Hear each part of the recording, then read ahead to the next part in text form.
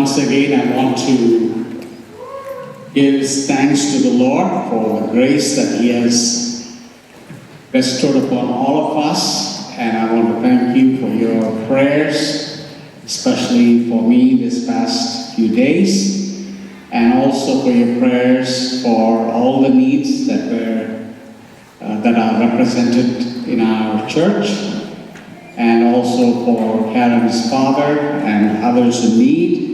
And special welcome to Shireen's parents and Shireen's sister, Shireen's friends.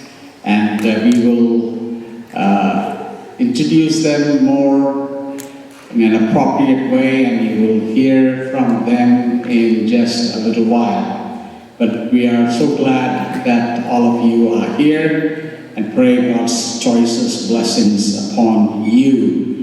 And this is a special Sunday. Every Sunday is special, and every time we get together, it's a special time. And every time we get together to especially take part in the Lord's table, that is a very special time. It is a special time because we come with a particular focus, and our focus is Jesus Christ. Of course, that is our focus every time we gather. But there is a particular focus that is brought to our mind and our consciousness when we take part in the Lord's table, because the whole service is serving that purpose for us to understand what Jesus did, what He is doing, and what He is yet to do in our lives. And this table gives us hope for the future. This table reminds us of what our Lord did for us. This table speaks of my past. This table speaks of my present. This table also speaks of my future. So my past, my present, and future is all combined when we come to take part in the Lord's table. Nothing else will serve that high purpose other than the Lord's table. And it is appropriately referred to in the Greek as the Eucharist service.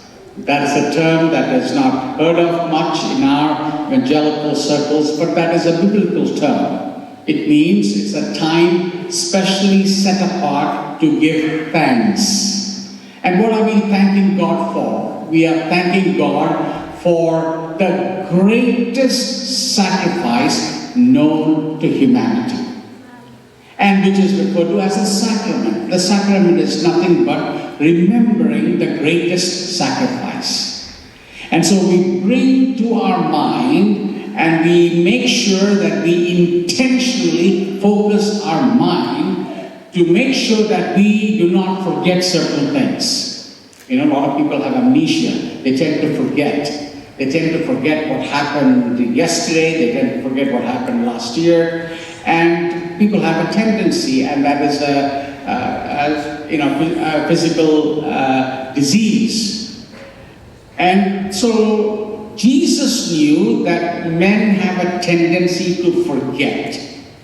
The Israelites forgot all the good things that the Lord had done for them. They forgot very soon as they came into the wilderness, how the Lord kept them safe, even while they were slaves.